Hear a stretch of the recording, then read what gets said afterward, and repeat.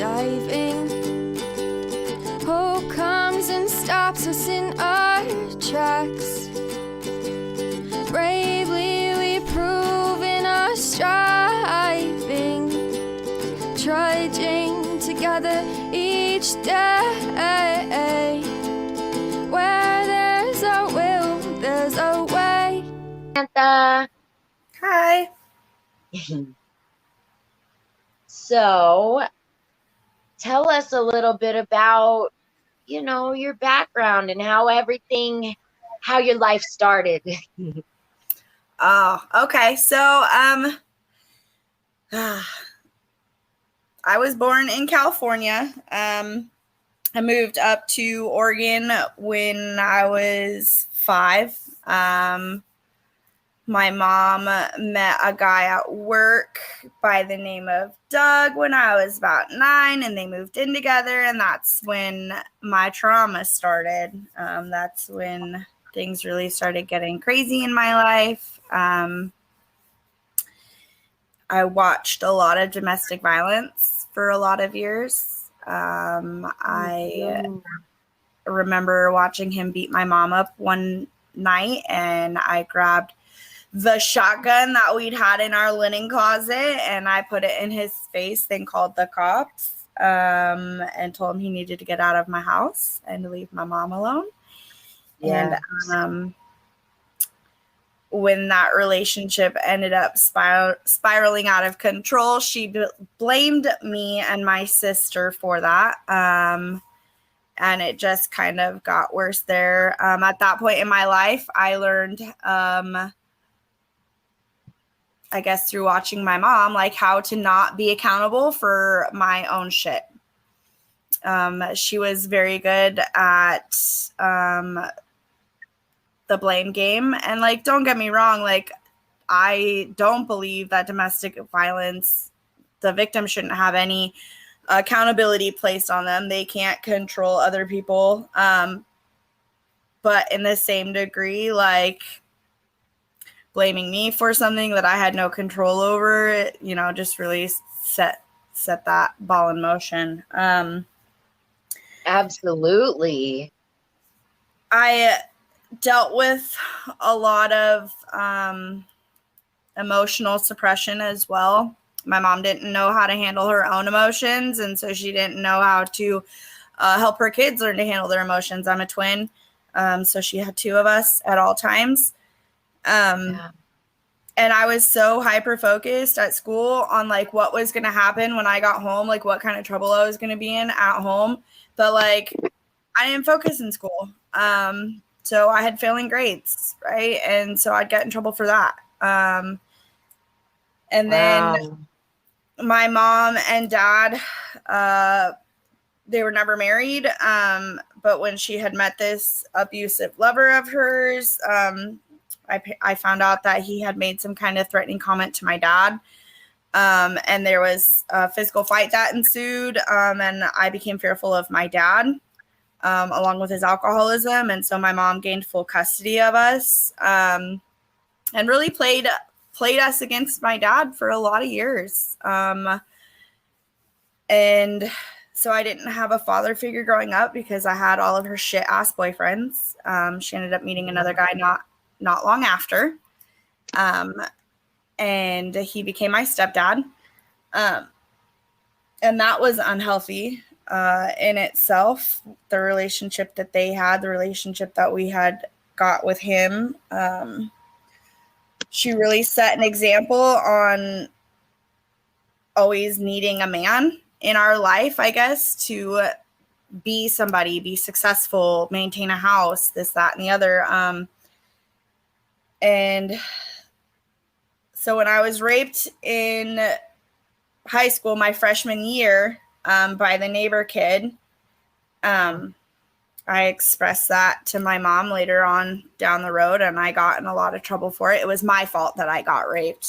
I got my head punched in. And then by my stepdad. And then like I didn't know how to handle that because it wasn't safe to tell my family. Like, it wasn't safe for me to express anything to them because everything was my fault, or I was a liar, or I was seeking attention, or this, that, and the other. And so I acted out in promiscuity, right? So Absolutely. Yeah. I used it as a power and control thing. Like, you don't get to touch me until I tell you you can touch me, and I'm going to pretty much like cupcake, you know, like I'm gonna make you think you're gonna get it and you're not, which in turn got me raped a couple more times. And that just really, you know, kept the ball rolling in that toxicity. And then I also grew up kind of an ugly child. And so I was made fun of a lot. And I didn't have a lot of friends. And so I started smoking pot to maintain a social life. And then high school, I switched schools. And then I started getting into heavier drugs like my senior year of high school. I remember going to school tripping on mushrooms, still high on Molly from, you know, the weekend before, still hungover.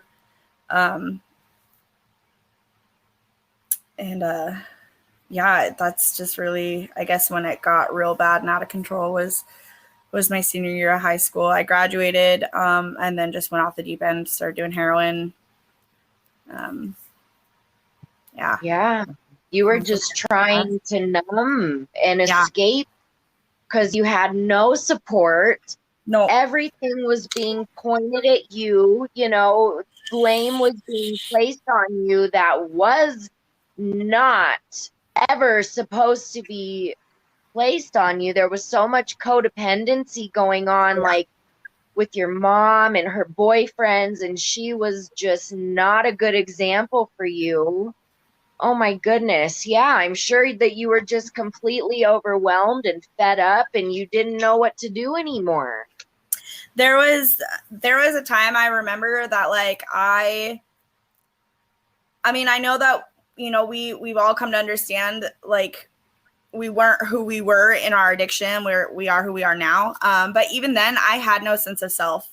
I was not allowed to express myself in a way that I was comfortable. I wasn't allowed to have things up on my walls. Everything that I did was dictated and criticized, and I literally had no sense of self, like none. And then, you know, I was trying to find myself in all of this using and partying, and I would buy my friends and I would buy their drugs, and I was accepted socially, and I still was a nobody, you know, like I still had no sense of self. And then when I started doing heroin, I started stealing from my family.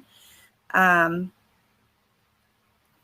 I started being a hoe, I guess, in a sense. Like, I prostituted myself out to get my fix, because that's what, I mean, a lot of girls don't talk about it, I think, enough. And I think that it really needs to be talked about, the trafficking in the sex or in the drug world, the prostitution in the drug world. Like, I hear all the time guys talk about, oh, I found my worth in this big fucking bag that I had. But you don't really hear women be super vulnerable and say, yeah, man, I prostituted. I sold my body because that's what I had. That's where my worth was.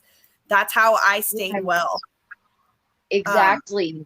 No, I've certainly done that a few times myself. It comes to that point, you know. I mean, addiction, we don't have the luxury of telling our disease to hold on. Like, when our disease tells us to jump, we say, okay, how high? Absolutely. Like, seriously, you know, we'll do things that we don't want to do, but we're going to do them because our disease is telling us that is the only way you can get through this day, and that's what you're going to do. Right. Like, I live for one day at a time now. Like, what can I do these next 24 hours to stay clean? And I remember there was a point in my life, like, what can I do in these next 24 hours so I am not sick tomorrow? That's right. Yes. I do. Today, I work as hard on my recovery as I had to get loaded, no matter what that looks like. Absolutely, girl. I am there with you. Yes. Wow, I'm so happy you brought that up. Seriously, that was so brave, and it really does need to be talked about. That is the reality, okay? Like, people can go ahead and say that, you know, they got through it easy and whatever. Like, no. Mm-mm. It's I just love when not. I love when I talk to girls and they're like, "Oh, I was never a bag hoe." Like, I have a really hard time believing that because like I know where my addiction took me, and I held on to that shame and guilt for a really long time, and I didn't want that to be a part of my story. But the reality of it is that is a part of my story, and that also perpetuated why I had so much guilt and shame, and I kept using, And right? it Like, kept the ball going. It's a yeah, snowball. It's a absolutely. big circle. Absolutely. I remember being passed around on heroin, and I started down here in Medford, Oregon. And before I knew it, I was somewhere off in like the deep woods in Grants Pass, Oregon. And I walked all the way to a highway that was familiar. And I had no idea how I got there. I was half naked. It was in the middle of summer. As soon as I got to this highway, like you could tell that I was super messed up and I was not having a good time. And some random strangers down at this house had saw me, gave me some water, gave me a ride to town. And I still have no idea like how I got back to my sister who I was staying with eventually. And at that point I was like, I don't want to use heroin anymore. I'll do whatever it takes to get off of this heroin.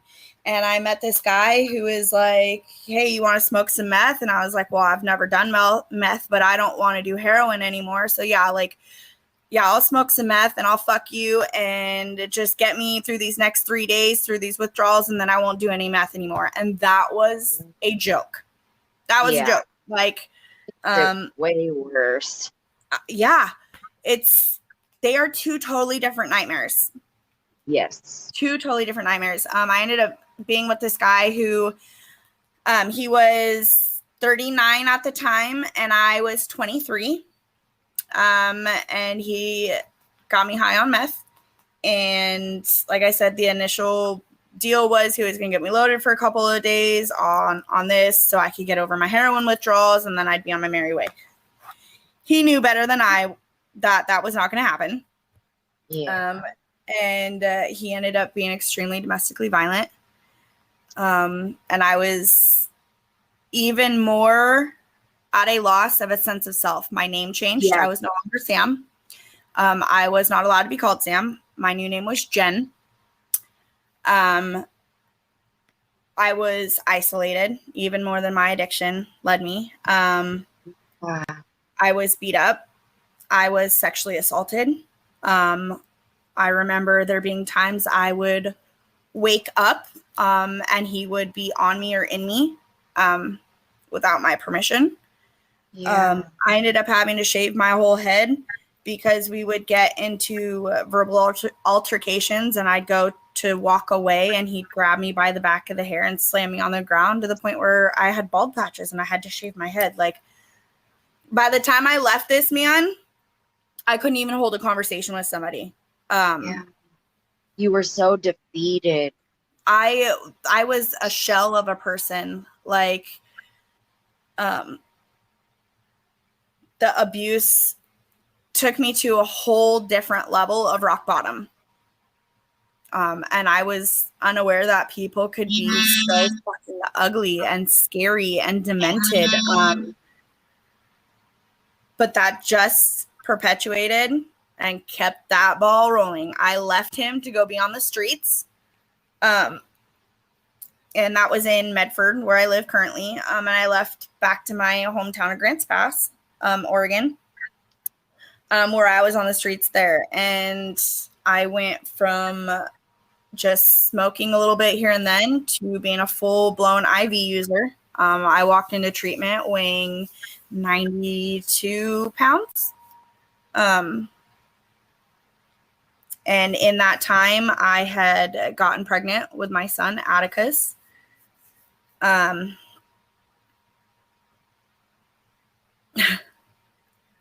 that little boy saved my life. I I don't think he realizes it. I mean, he's 4, so of course he doesn't realize it, but he is the whole reason that I am clean and that I continue to strive in my recovery. Absolutely, girl. God knows when he knows. My daughter did the same thing. I'm so happy to hear that. I didn't even want kids. Like, I didn't think that I was going to ever have a child. And I figured that, like, my birth control was just going to keep everything A-okay. And the fact that I was so strung out, that everything was going to, Atticus is an oops baby. And I was on birth control when I got pregnant. And if that's not like divine intervention, I don't know what that is. If that's not my higher power doing for me what I can't, I don't know what it is. You know, like, granted, I was loaded with him my entire pregnancy. There was an open DHS case. I was loaded up until 4 days before I had him, and I had Braxton Hicks so bad that I could not use. And that in itself was saving grace. Because they tested my blood when I got there because I had given my OB dirty UAs. And they couldn't take him from me at that point because I had clean blood and urine. But I relapsed shortly after. I had relapsed shortly after, about a month after I'd had him, because I was trying to keep my family unit together. But then I got pregnant again before I was given the okay to, start being intimate with my partner. I had gotten pregnant again. I tried to keep that baby, and my body had not healed enough from having Atticus and being strung out, that I ended up having to have an abortion. At Girl, I'm weeks. so sorry. 26 weeks. That's more than half the gestational period. I could only imagine how hard that was. That's one of the biggest things I've had to work on in my step work, as far as forgiveness and the guilt and shame. And to be 100% honest, I don't think that I'll ever get over it. But I had to do what I had to do as a already brand new mother. So it was either I abort this fetus and remain the mother to Atticus, or keep this fetus and potentially die. And then my already born son would be without a mother. Yeah. You know what? Whatever decision you make is the right one. Really. And don't ever let anybody tell you otherwise. I try not to share that at meeting level, just because, like, I'm my own worst critic. I don't need other people in my ear. I know that this is between me and the God of my understanding. And I know that the God of my understanding already knew that this was going to take place and that I had to seek him to continue to keep going. And so that's what I try to do. That's right, girl. You're so strong. That perpetuated my using, though. I mean, that was just another those momentum pushes forward to keep using and keep being numb. And I just woke up one morning. Actually, I didn't even wake up. I remember sitting on the bed of an ex-boyfriend of mine, getting ready, crying my eyes out. I can't do this anymore. I can't do this. I want to be a mom. Like, I had all these visions of mom and taking my son to feed duckies and playing with him and this, that, and the other. And his dad had him for reasons I won't really go into just because it's time consuming. But his dad ended up having him. His dad was just as loaded as I was. Excuse me, not his dad. Jeffrey is his dad now. His sperm donor had him. And I missed him. And his sperm donor and his new girlfriend weren't allowing me to see my son. And I just was crying, and I was praying, like, if there's a God, like, help me find a treatment that I can bring Atticus with me to, and da-da-da-da-da. So I started going to intensive outpatient. I had gone on my own volition because I was sick and tired of being sick and tired. And within 3 weeks of me going to outpatient treatment and praying, I I had got accepted into a Mommy and Me program, which was 8 hours away from my location. And by the grace of God, I made it there, strung out of my fucking mind. But I made it there. Good job. That is so wonderful. It took a long time to surrender, though. Like, I went in there thinking, I'm going to do this my way. I'm going to get just enough knowledge that I need so I can leave and go be loaded responsibly. Because in my mind, that was a thing. And anybody that knows that, you know, that's not a thing. You can't use responsibly. No way. We cannot ration anything out. No. Nope. And like I said, it took a while to surrender. It took about 4 months. I was in a 6-month program. And I had no bond with my son. I took care of him when he was born out of obligation for human life, but not because he was my child and because I loved him. Because I didn't want a kid. And I certainly didn't think that I was fit to be a mom. But like I said before, my higher power knew different.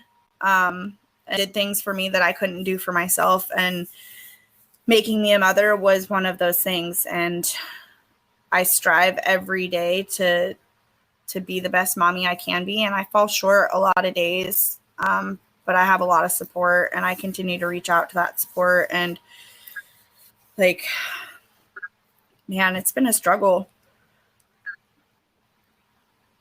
Wow. Yeah, you certainly have been through quite a bit in your life. A lot. And it's such an amazing testimony to, you know, I guess I don't want to say God, but it is like to the higher power. Like, your higher power really had a plan for you through all of this crazy emotional just stuff that was just so hard.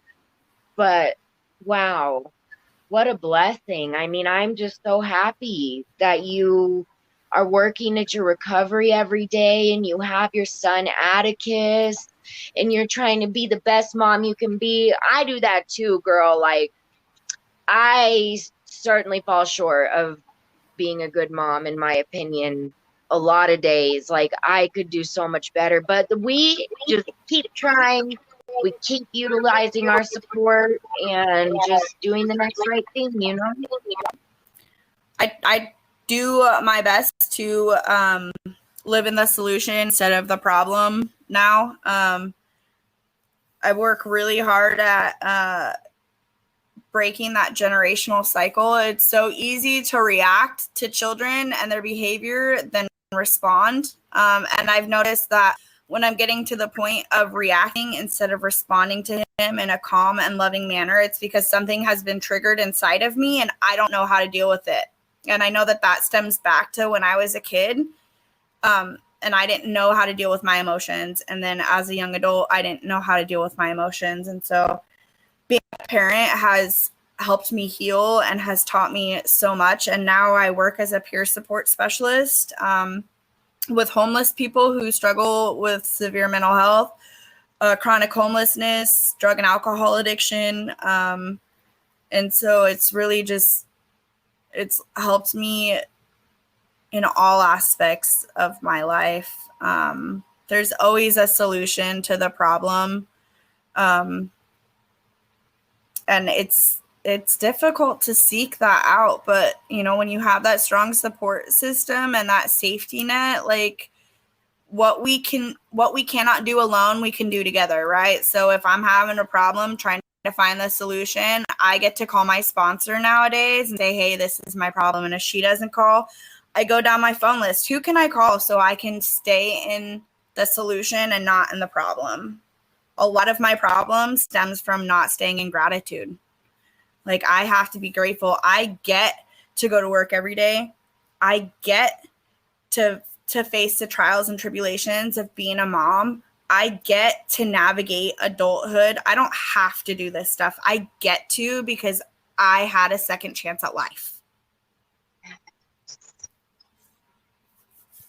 Wow. You are so inspiring. I just love listening to the way your brain works. I love it. Well, I am here without listening to a lot of people before me in meetings. I love listening to the people that have more time than me. I've got a little bit of, I've got 3.5 years, so I have a little bit of time. I love. Congratulations. Thank you. I love hearing what people say. Yeah, I think that when we step out of gratitude, and things like normal things start becoming a burden, that's what could send us back out. When we start feeling overwhelmed, tired, lonely, hungry, all that kind of stuff, like I get to worry about what I'm going to make for dinner tonight instead of worrying about where my next meal is coming from. Yeah. I get to be angry today in a healthy way so I can figure out where that's coming from so I can heal that part of me that needs healing. When I'm lonely, I get to pick up the phone and reach out, when before I had to go look for Wi-Fi to get a hold of anybody on my phone. Like, I get to do all of this shit today because I put one foot in front of the other and I made the next right move, and I went to meetings and I listened to the old timers. I listened to the people who had more time than me, and I followed in their footsteps. Absolutely.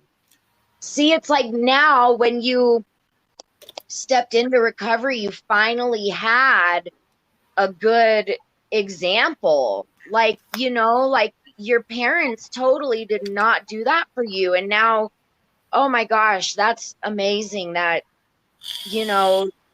the people in recovery just really are so supportive, and they are so patient, and they can teach us so much. Like even you right now, this podcast, like you're just teaching me so much. It's wonderful. I love it. Thank you. Thank you for the opportunity. Yeah. Like you're going to help so many people. You already do, but like, dude, this is just everything you do is going to help so many people. And I just like literally love your mindset. I do. It's just so refreshing and beautiful. I love it. Thank you. Yes. Wow. I finally have a sense of self now. I'm a mom. But I don't, with that being said, I'm not just a mom. I feel like, for any newly recovering moms, any new moms, period, any moms who might be struggling, like, listen when I say you are more than just a mother, right? You are a light. You are somebody who keeps the house running. You are somebody's foundation. And that should be empowering. Like, I struggle a lot with mental health, and sometimes I have to remind myself I am enough. I'm more than enough. I am loved. I am lovable. I have integrity. I am trustworthy, and I bring light and hope to people, right? And even if it's just for my son that day, I'm still more than a mom. Yeah. Yeah, you are. That's so true. Really. Like we have so much purpose in this world,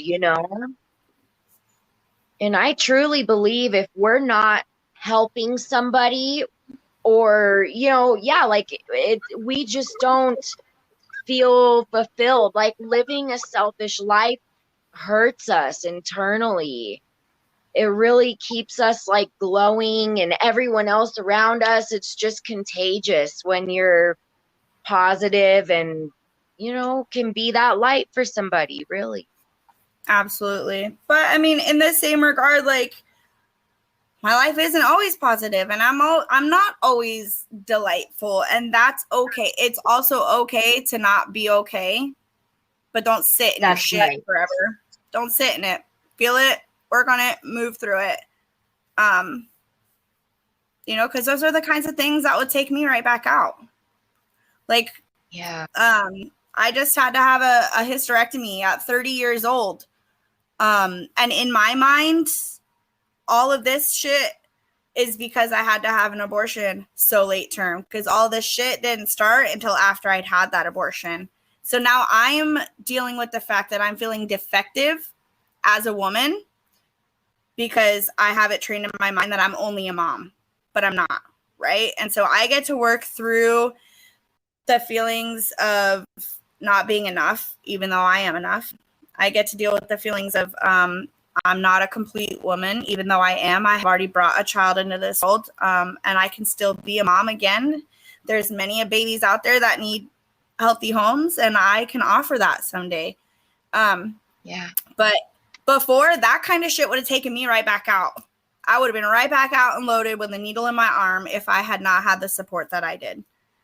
But I get to deal with that stuff today in a healthy manner, and I get to continue to work on it through my step work and through being of service and calling my sponsor and reaching out and being vulnerable, right? I am worthy.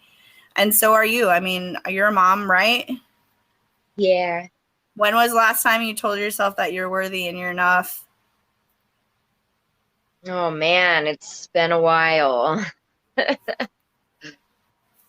See, but you've reminded me today that, we are enough. We really are. Like, we are such amazing people, even if we're not okay all the time, like, we're still human, but just having an open heart and an open mind to be, what word am I looking for? Like, to be susceptible to different solutions, in different just ways of thinking and treating ourselves.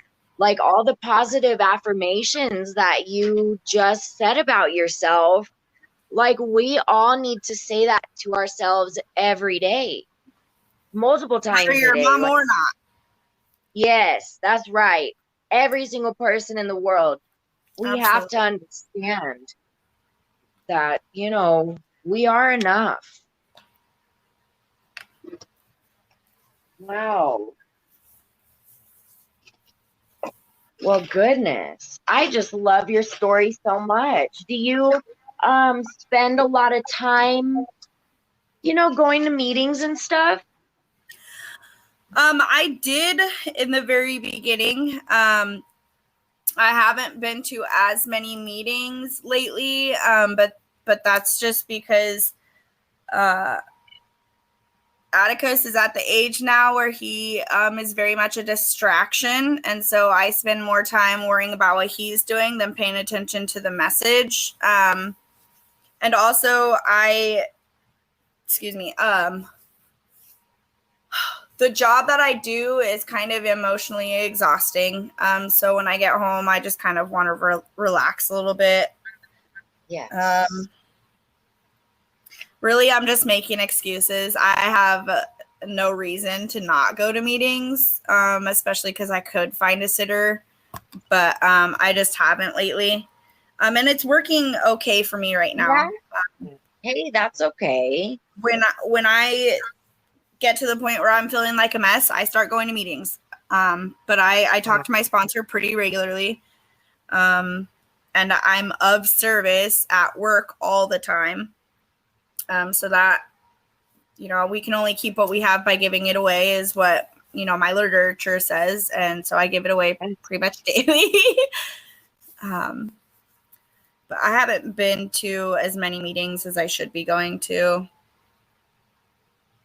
That's okay. I have not either. And, it is hard. Like, yeah, they are excuses, but, it's hard. But at least when we know we are struggling and need support, we'll reach out. That's like one of the number one things that we have to utilize in recovery, straight up. Because if we don't reach out for help, we could pick up again. And, if we're feeling so alone, left to our own devices, we possibly won't make the right decision because we're so emotional. Right. I used to not reach out because my addict likes to isolate me and tell me that nobody cares, and that I am really alone and people have their own lives and da da da da da da. And so I allowed that voice to be dominant in my head for a really long time. And then I started doing something called EMDR therapy, which is really intensive trauma therapy, because the domestic violence stuff was manifesting in my dreams. I was getting hypervigilant again, really jumpy. So I started seeking out therapy. And when we had talked about my abortion, it had really triggered some suppressed stuff. And I wanted to pick up. And so I was sitting on my phone. I went through my phone list. I decided, you know what, I'm going to call my sponsor. She didn't pick up. So I have a list of many women in my phone, and I called 2 people and they didn't answer. And I called another person, and I was determined to get a hold of somebody. If none of the women in my phone list answered, then I was going to call my brothers in recovery, because I have that as well. And somebody answered, and they talked me through it, because what I've learned is that feelings are not facts. And they're valid, but they're not facts. Absolutely. And so I talked with her about it for a little while, and I felt much better, and I didn't want to use anymore. Yeah. That's amazing. That really is, it's like you persevered through, because it does get a little discouraging, when you call 3 people in a row and they don't answer, but I'm so proud of you. Like, recovery really is just a moment by moment thing, like, we just have to, like you said, put one foot in front of the other, just keep going, Right. Well, if it was the dope man and the first 3 dope men didn't answer, I'd keep going down the phone list until somebody answered. So why would I not do that for my recovery? That's right, girl. See, and that's so eye-opening. It really is. Like, when you want it bad enough, we find a way in recovery or in active addiction. But recovery, man, is so much more powerful when we use that determination to, like, just fix ourselves. And, it's beautiful. Oh, I love your story. Thank you for sharing with us. Absolutely. Thank you for having me. Yes, girl. Well, you let me know, though. Is there anything else that you would like to add? Anything you want to say to anyone struggling still? Girl, anything you want to say, you say it. If there is. I mean, if you're struggling right now, reach out. I mean, you can reach out to me if you want. If I'm allowed to give my information, my TikTok is Rise Up Phoenix. Ooh, and my Facebook is just Samantha Haley. Haley is how you spell my last name. Please feel free to reach out. My phone is on 24/7, no matter what. And I have no problem waking up in the middle of the night to answer a phone call if there's a time difference. Please don't hesitate to call. And I think that we hyper focus on the drug use. And I think that we forget that our drug use is but a secondary symptom, right, to trauma and hurt and anger. And if you're feeling some type of way and you don't know how to handle those feelings, please, please, please reach out to me so we can just talk about it. Because like I said before, what we cannot do alone, we can do together. This is a we program, not a me program. I got absolutely nowhere listening to my own damn self, right? I had to get out of my own way in order to get where I'm at. And it's second by second, minute by minute, day by day, just like it is when we're out using, you know. If you put as much effort into getting clean and your recovery as you do to get that bag, to get that hookup, whether it's drugs, sex, whatever, like put that same effort into your recovery, and those days will weeks into months, into years. So just please do not let that addict inside your head tell you guys and tell you that you are not worth it, because you absolutely are. If nobody else said it, I love you and I am proud of you and I am here for you no matter what. Oh my gosh, you're so wonderful. Thank you, Samantha. This is awesome. I'm so happy you came on the show today. I Like, appreciate really. the opportunity. Yes. You've shared so much just golden everything. Everything you said today was wonderful. And it's going to make an impact. It's made an impact in my life. And every single person who listens is just going to be moved by your story and your advice and your everything. Like, so seriously, thank you. And I just can't wait for this episode to get out. I'm excited. Thank you so much for letting me share. Yes. Oh, thank you. Well, that concludes this episode of Raw Recovery. And thank you all so much for listening. And thank you, Samantha, for coming on. And just seriously, thank you all. And we will see y'all next time. Excited. Thank you so much for letting me share. Yes. Oh, thank you. Well, that concludes this episode of Raw Recovery. And thank you all so much for listening. And thank you, Samantha, for coming on. And just seriously, thank you all. And we will see y'all next time.